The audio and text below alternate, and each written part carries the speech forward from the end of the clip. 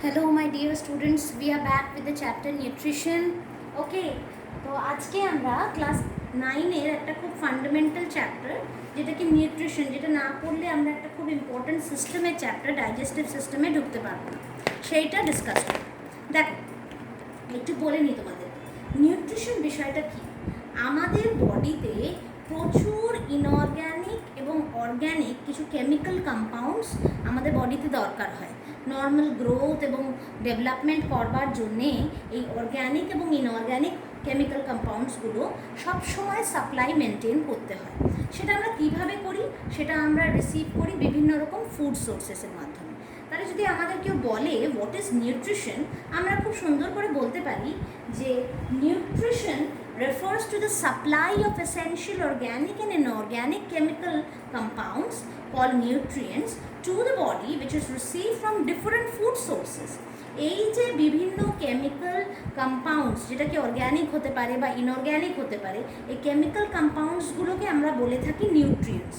এগুলো বিভিন্ন রকম ক্যাটাগরিজ থাকে। এখানে বোর্ডে হয়তো তোমরা দেখতে পাচ্ছ যে আমি নিউট্রিয়েন্টের ক্যাটাগরি করেছি, ক্যাটাগরাইজ করেছি। কটা ক্যাটাগরি আছে নিউট্রিয়েন্টের? 5টা category. First is the carbohydrate, second is the fats, then it is proteins, this is mineral salts and this is the vitamins. Okay, এই সব কটা যদি সঠিক পরিমাণে আমাদের বডির মধ্যে না ঢোকে তাহলে কিন্তু আমরা অসুস্থ হয়ে পড়ে যাব। ঠিক আছে, তাহলে প্রত্যেকটা একটা অ্যাডিকুয়েট অ্যামাউন্টে আমাদের বডিতে ঢুকতে হবে, এবং এই যে অ্যাডিকুয়েট অ্যামাউন্টে আমাদের বডিতে ঢুকবে, এই অ্যাডিকুয়েট অ্যামাউন্টে ঢোকার প্রসেসটার নাম হচ্ছে balance diet. So it is the diet which has to be in an adequate quantity. So how can we define a balanced diet? It is a diet which contains adequate amount of nutrients from all classes is called a balanced diet. প্রত্যেকটা class মানে এই প্রত্যেকটা একটা category বা class, এই প্রত্যেকটার থেকে সমান পরিমাণে অ্যাডিকুয়েট অ্যামাউন্টে যতটা আমার বডিতে দরকার যদি না ঢোকে তাহলে সেটার ডেফিসিয়েন্সি, বা সেটা যদি বেশি ঢোকে তার হাইপার প্রেজেন্সের জন্য আমাদের মধ্যে অনেক রকম প্রবলেমসের সৃষ্টি হতে পারে। এই যে আমরা খেতে চাই বা খাওয়ার এই ইচ্ছেটাকে বলা হয় desire to eat, or it is simply known as appetite. Appetite কখন লস হয়? যখন কোনো মানুষের কোনো বড় রোগ হয় বা কোনো রোগের একটা লক্ষণ হচ্ছে লস অফ অ্যাপেটাইট। ডাক্তাররা দেখবে জিজ্ঞেস করে থাকে খিদে পায়, তখন আমরা বলি না খুব একটা খিদে পায় না। তার মানে খিদে পায় না মানে এটাই কিন্তু লক্ষণ যে তোমার শরীরের মধ্যে কোনো একটা গণ্ডগোল ঘটছে। ওকে, কেন এই নিউট্রিশনটা আমাদের দরকার, কি কি কারণে দরকার? প্রথম কারণ তো আমরা জানি আমাদের গ্রোথ করার জন্য দরকার। তারপরের কারণটা হচ্ছে অনেক সময় অনেক জায়গায় হাঁটাচলা করতে গিয়ে ডেলি লাইফে অ্যাক্সিডেন্টস, হাত পা কেটে যাওয়া এসব হয়। তাহলে বডির যে ওয়ার্ন আউট টিস্যুস, এগুলোর রিপেয়ার করার জন্য কিন্তু আমাদের দরকার নিউট্রিশন। এটা কিন্তু আমাদের কাজ করবার জন্য বিভিন্ন এনার্জি প্রোভাইড করে। আমরা জানি খুব ফেমাস একটা গ্রুপ আছে carbohydrates or carbs, they are known as energy givers. তাছাড়া বডির যে বিভিন্ন কেমিক্যাল কম্পোজিশন আছে সেলের, সেটাকে মেনটেন করবার জন্যেও কিন্তু এই মিনারেলস, এগুলো সব আমাদের আয়ন্স, এগুলো সব আমাদের দরকার হয়। বিভিন্ন রকম হরমোনস, এনজাইমস, সোয়েট, মিল্ক, আমাদের বডির মধ্যে এই সব তৈরি করতে গেলে র মেটেরিয়াল হিসেবে কিন্তু এই সব নিউট্রিয়েন্টসগুলো দরকার। আর লাস্ট অ্যান্ড মোস্ট ইম্পর্ট্যান্ট, বিভিন্ন রকম রোগের থেকে প্রতিরোধক ক্ষমতা। এখন যে করোনা ভাইরাস নিয়ে এত আলোচনা চলছে, বারবার ডাক্তাররা বলছে ওষুধ হয়তো তৈরি করা সম্ভব না, but we can boost up our immunity, and that is only in one form, by eating substances or by intaking of substances which can increase our immunity. সেই জন্য এমন কিছু খাবার খেতে হবে যেখান থেকে আমাদের ইমিউনিটিটা বাড়বে এবং we will have energy or we will have immunity to fight against different types of diseases. আশা করি তোমাদের কাছে need for nutritionটা ক্লিয়ার হয়েছে। এবার তাহলে আমি সরাসরি ঢুকে যাচ্ছি আমাদের প্রথম ক্লাস অফ নিউট্রিয়েন্টসের মধ্যে, সেটা হলো কার্বোহাইড্রেটস। কার্বোহাইড্রেটস না, এরা কিছু এমন কেমিক্যাল কম্পাউন্ড যেগুলো কার্বন, হাইড্রোজেন আর অক্সিজেন দিয়ে তৈরি। ঠিক আছে, যেখানে কি দেখা যায় হাইড্রোজেন ইজ টু অক্সিজেনের রেশিওটা সব সময় 2:1 থাকে। ঠিক আছে, এটা আমাদের মাথায় রাখতে হবে। হাইড্রোজেন ইজ টু অক্সিজেনের যে রেশিওটা এই রেশিওটা সবসময় 2:1 থাকে, ঠিক আছে। আচ্ছা, এর পরের যে ক্যারেক্টারিস্টিক্সগুলো সেগুলো একটু তোমাদের সাথে আলোচনা করব। কার্বোহাইড্রেট জাতীয় খাবার খেলে পরে সেটা অক্সিডেশনের মাধ্যমে, মানে সেটাকে ব্রেক করে আমাদের সেল সেখান থেকে এনার্জিটাকে প্রডিউস করে in the form of ATP, ঠিক আছে। এই এটিপিটা কিন্তু ব্রেকডাউন অফ কার্বোহাইড্রেটের ফলে হয়। বেশিরভাগ কার্বোহাইড্রেট, বেশিরভাগ কি সব কার্বোহাইড্রেটই কিন্তু কেমিক্যালি সুগার আর সুইট ইন টেস্ট এবং কোল্ড ওয়াটারের মধ্যে এরা সলিউবল সাবস্টেন্স, ঠিক আছে। সুগারের একটা মেন ক্যারেক্টারিস্টিক্স হচ্ছে যে কোনো কার্বোহাইড্রেটকে তুমি জলের মধ্যে গুলতে পারবে এবং এটা মিষ্টি স্বাদের, ঠিক আছে। কটা কিরকম মানে কতগুলো টাইপের সুগার আছে সেইগুলো আমি একটু তোমাদের সাথে আলোচনা করব। দেখো এখানে দেখতে পাচ্ছ আমি লিখেছি সুগার 3 রকমের, মনোস্যাকারাইড, ডাইস্যাকারাইড, পলিস্যাকারাইড। অনেকগুলো টাইপসের হয় কিন্তু তোমরা এই লেভেলে শুধু 3 রকমের সুগারই জানবে, ঠিক আছে। মনোস্যাকারাইড যেসব সুগার মলিকিউল তাদের মধ্যে পড়ছে হলো গ্লুকোজ, ফ্রুক্টোজ আর গ্যালাক্টোজ। এর একটা জেনারেল ফর্মুলা আছে যেটা হলো C6H12O6। আমি দেখো বোর্ডের নিচের দিকে লিখেছি, ঠিক আছে। প্রত্যেকটা সুগার, এই যে যতগুলো টাইপস অফ সুগার বলেছি, প্রত্যেকটা জেনারেল ফর্মুলা কিন্তু আলাদা আলাদা। মনোস্যাকারাইডের C6H12O6, ডাইস্যাকারাইডের C12H22O11, পলিস্যাকারাইডের C6H10O5N, ঠিক আছে। পলিস্যাকারাইডের জেনারেল ফর্মুলা। এবার এটা আমাদের মুখস্থ করে মনে রাখতে হবে, এই ছাঁচের মধ্যেই ফেললে পরে প্রত্যেকটা সুগারের কেমিক্যাল ফর্মুলা আমরা পেয়ে যাব। তো আমাদের অত বেশি জানার দরকার নেই, আমরা জাস্ট জেনারেল ফর্মুলাগুলো প্রত্যেকটার মনে রাখবার চেষ্টা করব, ঠিক আছে। আচ্ছা দেখো, মোনো কথাটার মানে কি? স্যাকারাইড কথাটার মানে হচ্ছে সুগার, তাই প্রত্যেকটা স্যাকারাইড মানেই কিন্তু সুগার। মোনো মানে হচ্ছে 1, ডাই মানে হচ্ছে 2, পলি মানে হচ্ছে অনেক। তাহলে যেই সুগার একই রকমের সুগার মলিকিউল দিয়ে তৈরি তাকে আমরা বলি monosaccharide. The sugar, the type of saccharide or the type of sugar which is composed of only one type of sugar molecule, that is known as monosaccharide. এদেরকে আমরা সিম্পল সুগার বলি এই কারণে, কারণ এদের মধ্যে কোনো কমপ্লেক্সিটি দেখা যায় না, এরা একই ধরনের সুগার মলিকিউল দিয়ে তৈরি। এর সবচেয়ে ভালো এক্সাম্পল হচ্ছে গ্লুকোজ, ঠিক আছে। গ্লুকোজ, ফ্রুক্টোজ, গ্যালাক্টোজ এরা সবাই কিন্তু এই মোনোস্যাকারাইড ক্যাটাগরির মধ্যে পড়ে, ঠিক আছে। এই জন্যই এরা যেহেতু সবথেকে সিম্পলেস্ট ফর্ম অফ সুগার, আমাদের ডাইজেস্টিভ সিস্টেমও কিন্তু গ্লুকোজ, ফ্রুক্টোজ আর গ্যালাক্টোজ এদেরকে ডিরেক্টলি অ্যাবজর্ব করে নিতে পারে। গ্লুকোজকে আমরা কমন নেম হিসেবে গ্রেপ সুগার বলি, ফ্রুক্টোজকে আমরা ফ্রুট সুগার বলি, আর গ্যালাক্টোজকে আমরা মিল্ক সুগার বলি, ঠিক আছে। এই প্রত্যেকটাই কিন্তু directly absorbable inside our digestive system, ঠিক আছে। এটা জেনারেল ফর্মুলাটা আমাদের মাথায় রাখতে হবে, এবং সবথেকে মেন যেটা মাথায় রাখতে হবে যে এই ধরনের sugar same type of sugar molecule দিয়ে তৈরি, ঠিক আছে। নেক্সট, নামেই আবার উত্তর। ডাই মানে হচ্ছে 2 আর স্যাকারাইড মানে হচ্ছে সুগার। তাহলে এই ধরনের সুগার মলিকিউল 2 রকমের সুগার মলিকিউল দিয়ে তৈরি। আমি প্রথমেই বললাম সিম্পলেস্ট ফর্ম অফ সুগার হচ্ছে মোনোস্যাকারাইড।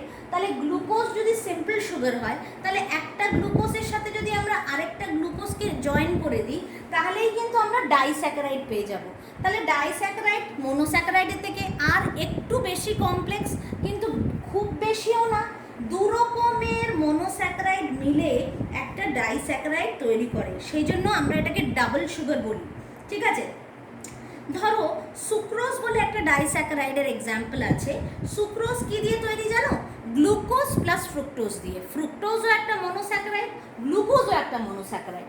এই 2 ধরনের মনোস্যাকারাইড মিলে একটা ডাইস্যাকারাইড তৈরি করলো, যার নাম হলো সুক্রোজ, যেটা আমরা নর্মালি সুগার কেন বা সুগার বিট সুগার থেকে, বিটের থেকে পাই, ঠিক আছে। আখের রসে থাকে সুক্রোজ, সেটা গ্লুকোজ আর ফ্রাক্টোজ দিয়ে তৈরি, ঠিক আছে। এরপরে একটা এক্সাম্পল অফ ডাইস্যাকারাইড হচ্ছে ম্যালটোজ। ম্যালটোজ কিন্তু গ্লুকোজের সাথে আরও একটা গ্লুকোজ মলিকিউল যদি অ্যাড করে দেওয়া হয় তাহলে আমরা ম্যালটোজ পাবো। আর লাস্ট হচ্ছে এক্সাম্পল অফ ডাইস্যাকারাইড ল্যাকটোজ।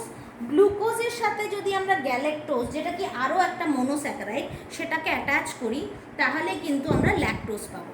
এবার একটা খুব ইম্পর্ট্যান্ট কথা তোমাদের বলে দিই বাচ্চারা, দেখো এই যে আমি বলছি না যে বিভিন্ন রকমের মনোস্যাকারাইডসগুলো, এই একটা মনোস্যাকারাইড, এই একটা মনোস্যাকারাইড, এরা দুজন মিলে অ্যাটাচড হয়ে একটা ডাইস্যাকারাইড ফর্ম করে। তার মানে অ্যাটাচ তো এমনি এমনি আমি ফেভিকলের আঠা দিয়ে আটকে দিতে পারবো না, ঠিক আছে? বায়োলজিতে যখন অ্যাটাচমেন্ট হয়, it is done with the help of bonds. আর সুগার মলিকিউলসের মধ্যে যেই বন্ডটা আমরা দেখতে পাই সচরাচর, দ্যাট ইজ গ্লাইকোসাইডিক বন্ড, ঠিক আছে? গ্লাইকোসাইডিক বন্ড একটা এমন ধরনের bond that exist between the sugar molecules to form long chains of monosaccharide. তাহলে দুটো মনোস্যাকারাইডের চেইন যদি ফর্ম করতে হয়, তাহলে একটা গ্লাইকোসাইডিক বন্ড লাগবে। তিনটে মনোস্যাকারাইডের যদি গ্লাইকোসাইডিক বন্ড তৈরি করতে হয়, তাহলে তিনটে মনোস্যাকারাইডের যদি একটা মলিকিউল তৈরি করতে হয়, মানে যেমন আমরা দুটো মলিকিউলের ক্ষেত্রে ডাইস্যাকারাইড বলেছি, তেমনই তিনটের ক্ষেত্রে ট্রাইস্যাকারাইড বলতে পারি। তাহলে সেই ক্ষেত্রে আমাদের দুটো গ্লাইকোসাইডিক বন্ড লাগবে। যদি চারটে সুগার মলিকিউল, চারটে মনোস্যাকারাইড পরপর অ্যাটাচড হয়, তাহলে তিনটে গ্লাইকোসাইডিক বন্ড লাগবে, আর সেটাকে আমরা টেট্রাস্যাকারাইড বলবো। তো এইভাবেই ক্রমশ কিন্তু একটা সুগার মলিকিউলের চেন এক্সটেন্ডেড হয়। কিন্তু বেসিক যেটা, সেটা হচ্ছে মনোস্যাকারাইড। মনোস্যাকারাইড যেহেতু সবথেকে সিম্পলেস্ট সুগার, এটাকে ডাইজেস্টিভ সিস্টেম ডিরেক্টলি অ্যাবজর্ব করতে পারে। কিন্তু আমাদের যেটা ডাইস্যাকারাইড, এটা তো একটু কমপ্লেক্স হয়ে গেল না মনোস্যাকারাইডের থেকে। সেই জন্য যখন ডাইজেশন হবে, the disaccharide has to B broken down into monosaccharide for absorption. কোনো কমপ্লেক্স ফর্মে আমাদের সিস্টেম কিন্তু অ্যাবজর্পশনটা করতে পারে না। তাই যদি অ্যাবজর্পশন করতে হয়, we have to convert the polysaccharide and the disaccharide into simple forms for better absorption. এরপর যেটা টাইপ, সেটা হচ্ছে পলিস্যাকারাইড, তাই তো? ডাইস্যাকারাইডের সম্পর্কে আরেকটু বলবো, তারপর পলিস্যাকারাইডে ঢুকবো। ডাইস্যাকারাইডের প্রত্যেকটা এক্সাম্পল বললাম। ডাইস্যাকারাইডের যেটা জেনারেল কেমিক্যাল ফর্মুলা, সেটা কিন্তু C12H22O11, মাইন্ডেড চিলড্রেন, এটা মনে রাখতে হবে, ঠিক আছে? এর পরের যেটা টাইপ, সেটাকে আমরা বলি পলিস্যাকারাইড। পলিস্যাকারাইড, পলি কথাটার মানেই হচ্ছে মেনি। তার মানে পলিস্যাকারাইড মানে এমন কিছু সুগার মলিকিউল যেগুলো অনেকগুলো মনোস্যাকারাইড মলিকিউল দিয়ে তৈরি, অনেকগুলো গ্লাইকোসাইডিক বন্ড দিয়ে তৈরি, এবং সেটা জেনারেল ফর্মুলাও সেই জন্য দেখো লিখেছি C6H10O5 ব্র্যাকেটের বাইরে একটা N দিয়ে রেখেছি। ইনফাইনাইট নাম্বারস হতে পারে, মনোস্যাকারাইড কটা আছে সবসময় সেটা বোঝা নাও যেতে পারে, ইনফাইনাইট নাম্বার হতে পারে, তাই হোল একটা N দিয়ে রেখেছি। N এর নাম্বার যা ইচ্ছে তাই হতে পারে, ঠিক আছে? সবচেয়ে কমন যেই পলিস্যাকারাইড আমরা আশেপাশে দেখতে পাই, সেটা হচ্ছে প্লান্ট সেল ওয়ালের মধ্যে আমরা সেলুলোজ দেখতে পাই। আমরা সবাই প্লান্ট সেল পড়েছি। প্লান্ট সেলের সেল ওয়ালটা যে সেলুলোজ বলে একটা সাবস্টেন্স দিয়ে তৈরি, সেটা আমরা জানি। আজকে আমরা জানতে পারছি যে cellulose is nothing but a polysaccharide. That means it is made up of a number of monosaccharide units which are joined by glycosidic bond to form a polysaccharide, ঠিক আছে? তাহলে এই সেলুলোজটাকেই যখন আমার বডিতে বা প্ল্যান্টের বডিতে যখন স্টোর করতে হয়, তখন this is converted into starch, that is also a polysaccharide, but it is the stored form of cellulose, stored form of glucose. সেলুলোজটা সেল ওয়ালের মধ্যে থাকে, ওটাকে স্টোর করতে হয় না, আমি একটু ভুল বললাম। যেটা স্টোর করতে হয় সেটা হচ্ছে ফটোসিনথেসিস যখন প্লান্ট করে, যেই খাবারটা বানায়, that is in the form of glucose. এই মনোস্যাকারাইড গ্লুকোজটাকে তো স্টোর করতে হয়। প্ল্যান্টের বডিতে এই গ্লুকোজটাকে স্টোর করা হয় in the form of starch. আর অ্যানিমেলের বডিতে যখন এই গ্লুকোজটাকে স্টোর করতে হয়, বিভিন্ন রকম খাবারের মাধ্যমে আমরা গ্লুকোজ পাই, মনোস্যাকারাইড পাই, সেটাকে যখন স্টোর করতে হয় আমাদের লিভার এবং মাসেল সেলসে, তখন it is stored in the form of glycogen, ঠিক আছে? একই জিনিস কিন্তু, দুটোই কিন্তু গ্লুকোজ, শুধু প্ল্যান্টের ক্ষেত্রে আমরা বলি starch, that is also a polysaccharide, আর অ্যানিমালের ক্ষেত্রে আমরা বলি glycogen, that is also a polysaccharide. আশা করি এই জায়গাটা বুঝতে পেরেছো, তোমাদের বুঝতে কোনো অসুবিধা হওয়ার কথা না। তাও যদি হয় হোয়াটসঅ্যাপ গ্রুপে প্লিজ আমাকে মেসেজ করো, ঠিক আছে? প্ল্যান্ট সেল ওয়ালের মধ্যে আমরা শুধু একটা এক্সট্রা টাইপ অফ পলিস্যাকারাইড দেখতে পাই, যেটা হলো সেলুলোজ। একটা কথা একটু মনে করিয়ে দিই, এই সেলুলোজকে ডাইজেস্ট করার যে এনজাইমটা, তার নাম হচ্ছে সেলুলেজ। এইটা কিন্তু এখন আর আমাদের বডিতে পাওয়া যায় না, কারণ এটাকে যেই পার্টটা সিক্রিট করতো অ্যাপেন্ডিক্স ভার্মিফর্ম, এটা এখন আমাদের বডিতে নন ফাংশনাল হয়ে গেছে। এই কারণে সেলুলেজ এনজাইমের অভাবে কিন্তু সেলুলোজিক কোনো পার্ট আমাদের বডিতে ডাইজেস্ট হয় না, and it is removed out of a body in the form of fibres.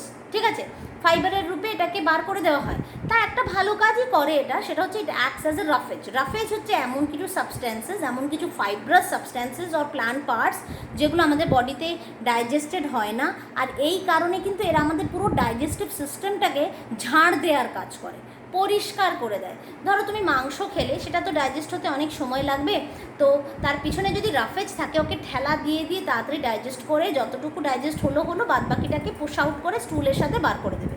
ঠিক আছে, রাফেজ এই পরিষ্কার করার কাজটা করে। ঠিক আছে, so it is very important for our body also. Cellulose এখন আমাদের বডিতে রাফেজ হিসেবে কাজ করে। কিন্তু হার্বিভোরাস অ্যানিমালসদের মধ্যে এটা ডাইজেস্ট করার মতো এনজাইম আছে, কারণ ওদের বডিতে সিকাম বলে একটা স্ট্রাকচার এখনও রয়েছে, যেটা কি সেলুলোজ সিক্রিট করে, আর এই সেলুলোজকে ডাইজেস্ট করতে বা ভাঙতে সাহায্য করে। ঠিক আছে, আচ্ছা দেখো, আমরা এর পরের যে ক্যাটেগরি, সেটা হচ্ছে ফ্যাটসে চলে আসি। ফ্যাটস কী দিয়ে তৈরি? ফ্যাটস তৈরি কার্বন, হাইড্রোজেন অ্যান্ড অক্সিজেন দিয়ে। ঠিক যেমন কার্বোহাইড্রেটস তৈরি ছিল কার্বন, হাইড্রোজেন, অক্সিজেন দিয়ে, ফ্যাটও কিন্তু কার্বন, হাইড্রোজেন আর অক্সিজেন দিয়েই তৈরি। কিন্তু ফ্যাট বেশি এনার্জি প্রডিউস করে কার্বোহাইড্রেট থেকে। কার্বোহাইড্রেট যত না এনার্জি প্রডিউস করতে পারে, ফ্যাটস আরও বেশি এনার্জি তৈরি করতে পারে। ফ্যাটস কী কী দিয়ে তৈরি? কার্বোহাইড্রেট যেরকম ফর্মড অফ সুগার ছিল, fats are formed of fatty acid and glycerol. ঠিক আছে, ফ্যাট দুটো জিনিস দিয়ে তৈরি, একটা হলো ফ্যাটি অ্যাসিড আর আরেকটা হলো গ্লিসারল। কোন কোন জিনিসের থেকে আমরা মোটামুটি fat pi? Butter, cream, vegetable oils, fats of meets and fish liver oils, এগুলো থেকে পাই। আমাদের বডিতে এনার্জি গিভারের কাজ করে, এবং ফুডটা আমাদের বডিতে স্টোরড হয়ে থাকে এরকম ফ্যাটসের ফর্মে। ফ্যাট সলিবল প্রচুর ভাইটামিনস আছে আমাদের বডিতে, যারা এই ফ্যাটকে কাজে লাগায় আর আমাদের বডিতে বিভিন্ন রকম কাজ করে। Fat soluble vitamins, water soluble vitamins, এগুলোর ব্যাপারে আমি ভাইটামিনসে আরও ডিটেলসে আলোচনা করব। এখন শুধু এটুকু জেনে রাখো, কিছু কিছু ভিটামিনস আছে যারা ফ্যাটসের মধ্যে সলিউবল, তাই তারা জলের মধ্যে গুলতে পারে না, কিন্তু ফ্যাটের মধ্যে গুলতে পারে। তাই ফ্যাটসটা কিন্তু সেই সব ভিটামিনসের জন্য খুব ইম্পর্ট্যান্ট, ওর মধ্যে গুলে ও আমাদের বডিতে বিভিন্ন রকম কাজকর্ম করে। ঠিক আছে, আমাদের স্কিনের ঠিক তলায় কিন্তু আমাদের অ্যাডিপোজ টিস্যুর বাস, এবং সেই অ্যাডিপোজ টিস্যুর মধ্যেই কিন্তু ফ্যাট গ্লোবিউলসরা থাকে, এবং আমাদের বডির থেকে র্যাপিড হিট লস হতে দেয় না। ঠিক আছে, হট করে আমরা ঠান্ডা হয়ে যাই না। শীতের দিনে আমাদের নিজস্ব কিছু স্টোরড ফ্যাটসের জন্য আমাদের বডিটা গরম থাকে, ইনসুলেটরের কাজ করে, এবং আমাদের বডিকে প্রোটেক্টও করে হঠাৎ করে ঠান্ডা না হয়ে যাওয়ার থেকে।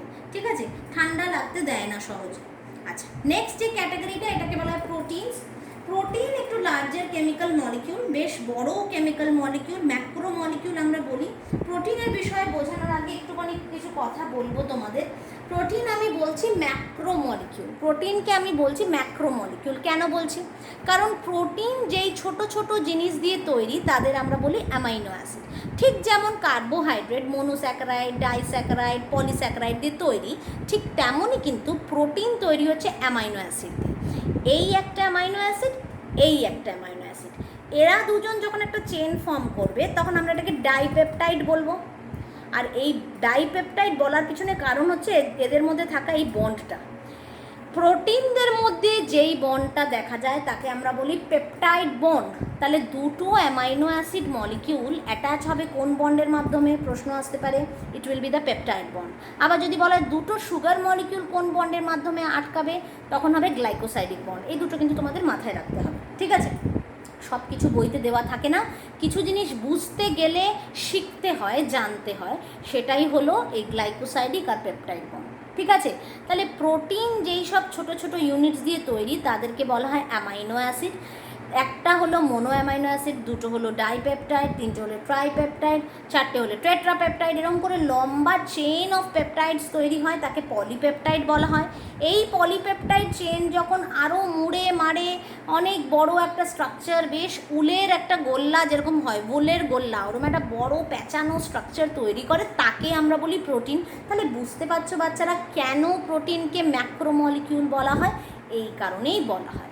ঠিক আছে, আশা করি এইটুকু তোমাদের জন্য যথেষ্ট এই লেভেলে, এর বেশি জানার দরকার নেই প্রোটিনের সম্পর্কে, বড় হলে অবশ্যই জানতে পারবে। দেখো প্রোটিন কী কী জিনিস দিয়ে তৈরি, বেসিক কম্পোনেন্ট কি প্রোটিনের, আমরা যেমন কার্বোহাইড্রেট আর ফ্যাটসটা জেনেছিলাম কার্বন, হাইড্রোজেন আর অক্সিজেন, প্রোটিন কিন্তু তৈরি কার্বন, অক্সিজেন, হাইড্রোজেন আর নাইট্রোজেন দিয়ে। এই নাইট্রোজেন এলিমেন্টটা বেশি থাকে প্রোটিনসের ক্ষেত্রে। ঠিক আছে, কিসের থেকে আমরা পাই প্রোটিন? দেখো মাংসের থেকে কিন্তু প্রোটিন পাওয়া যায়, লিন মিট থেকে। ঠিক আছে, ফ্যাট ফ্রি মাসেলসে প্রোটিন থাকে, মাছের ডিম, দুধ, চিজ, বিভিন্ন রকম নাটস, বিনস অ্যান্ড পালসেস হচ্ছে রিচেস্ট সোর্স অফ প্রোটিন। আরেকটা রিচ সোর্স অফ প্রোটিন বা অ্যামাইনো অ্যাসিড বলতে পারো সয়াবিনস, খুব ইম্পর্ট্যান্ট একটা খাবার। এবং এর মেন ফাংশন হচ্ছে কি, আমাদের শরীরে যে বিভিন্ন রকম অর্গ্যানস আমরা দেখতে পাই, সেসব অর্গ্যানসগুলোকে ফর্ম করতে গেলে যে স্ট্রাকচারাল একটা বেসিস লাগে, সেই স্ট্রাকচারাল বেসিসটা হচ্ছে প্রোটিন। প্রোটিন ছাড়া কিন্তু কোনো ছাঁচ তৈরি করা সম্ভব না। এই যে হার্টের স্ট্রাকচার, এই স্ট্রাকচারটাকে দাঁড় করানো পসিবল না without protein. Protein forms the structural basis of all organs. Okay, তাছাড়া যত আমাদের বডিতে রিপেয়ার ওয়ার্কস হচ্ছে, যত আমাদের বডির মধ্যে ডিফেন্স ওয়ার্ক হচ্ছে, সেই সব গ্রোথ, রিপেয়ার, ডিফেন্সের জন্য প্রোটিন ভীষণ ইম্পর্ট্যান্ট। এই যে যত সব ইমিউনিটি করবার জন্য যেসব অ্যান্টিবডিজের কথা ওঠে, মানে ডাব্লিউবিসি যেই সব জিনিস তৈরি করে তাদের আমরা অ্যান্টিবডিজ বলি, এগুলো অ্যাকচুয়ালি আর কিছুই না বাট প্রোটিনস। তাই প্রোটিন ছাড়া কিন্তু একটা লাইফ এক্সিস্ট করতেই পারে না। A person or a cell will die. ঠিক আছে, দুটো ডিজিজেস আছে আমাদের সিলেবাসে প্রোটিন ডেফিসিয়েন্সি ডিজিজ, তার মধ্যে একটা হচ্ছে ওয়াশিয়ারকার আর একটা হচ্ছে ম্যারাসমাস। ওয়াশিয়ারকারটা কি? এটা একটা সিভিয়ার ডেফিসিয়েন্সি ডিজিজ যেটা বাচ্চাদের, ইয়াং চিলড্রেনদের এফেক্ট করে। কেন? কি যেই সব মায়েরা ব্রেস্ট ফিডিং বন্ধ করে দেয় খুব কম বয়সে, সেই সব বাচ্চাদের খাবারের মধ্যে প্রোটিনের একটা ডেফিসিয়েন্সি ঘটে, এবং এই ক্ষেত্রে বাচ্চা প্রায় 5 বছরের আগেই হয়তো মরে যেতে পারে। Underweight, protruding belly, skin coloration becomes dark and scaly, stunted growth, loss of appetite, repeated diarrhea, enlarged liver, edema মানে হাত পা ফুলে যাওয়া। ঠিক আছে, এই সবগুলো হচ্ছে এই ওয়াশিয়ারকারের সিমটম। এবং ট্রিটমেন্ট কি? বাচ্চাকে প্রোটিন রিচ ডায়েট দিতে হবে। মায়ের দুধের মধ্যে কিন্তু প্রচুর প্রোটিন থাকে, রিচেস্ট সোর্স অফ প্রোটিন। এটা যদি বাচ্চা সময় মতো না পায় তাহলে তার এই রোগটা দেখা দিতে পারে। ম্যারাসমাসটা কি? ম্যারাসমাস আরেকটা রোগ যেটা কি শুধুমাত্র প্রোটিন নয়, কার্বোহাইড্রেট, ফ্যাটস অ্যান্ড প্রোটিন, এই তিনটেই যদি ডায়েটের মধ্যে না থাকে তখন হয়। কেন হয়? This disease is caused due to sudden stoppage of breast feeding and followed by a poor diet which lacks energy giving food like carbohydrate, fat and protein. হঠাৎ করে 1 বছরে একটা শিশু যার ব্রেস্ট ফিডিংটা খুব ইম্পর্টেন্ট ছিল, তার ব্রেস্ট ফিডিং বন্ধ হয়ে যায়, এবং তারপর যেই খাবারগুলো যেমন ধরো কার্বোহাইড্রেট, ফ্যাট, যেগুলো ওকে এনার্জি দেওয়ার কথা সেগুলোও সে পেল না, সেই ক্ষেত্রে কিন্তু ম্যারাসমাস হবে। এটা 1 বছরের কমের শিশুর ক্ষেত্রে বলা হয়। আর ওয়াশিয়ারকার কিন্তু 1 বছরের চেয়ে বড় শিশুদের ক্ষেত্রেও কিন্তু হতে পারে, ইয়াং চিলড্রেন। ঠিক আছে, 5 বছরের কম বয়স। সিমটমস কি? বডি ওয়েটটা মারাত্মক লস হবে, ডিজেনারেশন হবে, ভালো কিছু মনে রাখতে পারবে না, সব কিছু ডিজেনারেটেড একটা গ্রোথ হবে, বডিগুলো, স্কিনগুলো কুচকানো ফোল্ডেড হয়ে যাবে, ছোট্ট চেহারা হয়ে যাবে, প্যাকাটির মতো চেহারা, হাত পা সরু হয়ে যাবে, মেন্টাল গ্রোথ, ফিজিক্যাল গ্রোথ দুটোই রিটার্ডেড হয়ে যাবে, এবং রিবস মানে কঙ্কালের মতো দেখতে লাগবে, রিবকেজটা একদম দেখা যাবে উপর দিয়ে। এই ধরনের বাচ্চাদের ট্রিটমেন্ট কিভাবে করা যায়? এদেরকে প্রোটিন, কার্বোহাইড্রেট এবং ফ্যাট রিচ ডায়েট দিতে হবে। ঠিক আছে, এরপরের যেটা নিউট্রিয়েন্ট ক্যাটাগরি সেটা হলো মিনারেল সল্টস। মিনারেল সল্ট আমাদের বডিতে খুবই স্মল কোয়ান্টিটিসে লাগে। ঠিক আছে, এটার একটা পুরো চার্ট দেওয়া আছে বইতে, কোন মিনারেল সল্টের কী কাজ তোমরা দেখে নিতে পারো। আর যদি স্কুল বলে যে না এটা পড়তে হবে না, then you can omit it this year, but in 11 and 12 if you take biology then obviously you have to read and learn for your joints and your exams, ঠিক আছে। তো মোট কথা মিনারেল সল্ট আমাদের বডিতে কিছু স্পেসিফিক ফাংশন করে, যেরকম ধরো নাইট্রোজেন আমাদের বডিতে খুব দরকার, কেন? প্রোটিন ফর্ম করার জন্য, কারণ প্রোটিনস আমি তো বললাম একটা এলিমেন্ট ফর্ম করতে লাগে, সেটা হলো কার্বন, হাইড্রোজেন, অক্সিজেন এবং নাইট্রোজেন। তাই নাইট্রোজেনটা খুব জরুরি for the formation of protein, আর প্রোটিন ছাড়া কিন্তু আমাদের গ্রোথ হবে না, একদম স্টান্টেড গ্রোথ হয়ে যাবে। আচ্ছা, last category of nutrient is the vitamins or the vitamins.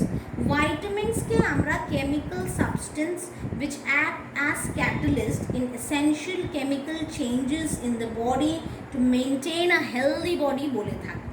এটিই হচ্ছে ভিটামিনের ডেফিনেশন, ঠিক আছে।